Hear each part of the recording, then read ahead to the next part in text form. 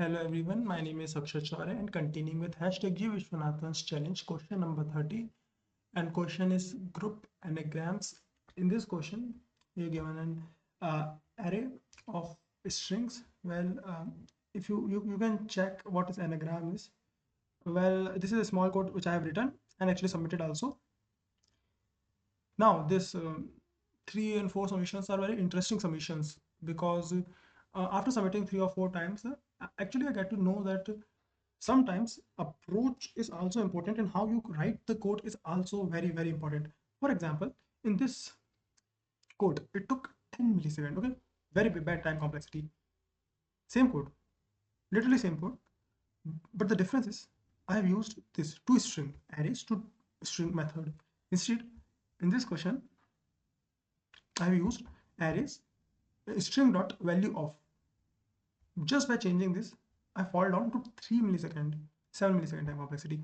And furthermore, if you see this code, here also everything is same. Instead, I've just used mymap.get or by default. Basically, I have reduced this section.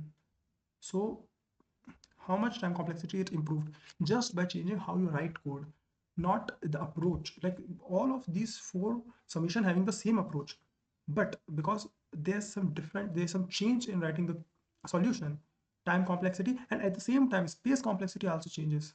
For example, if you see very closely this submission or even this submission, in this submission you can see character array and this string key is actually defining inside the for loop, whereas in this, if you define string key and character array outside the for loop, it actually end up in more space used. You can see here, see 47.66 instead of 47.6.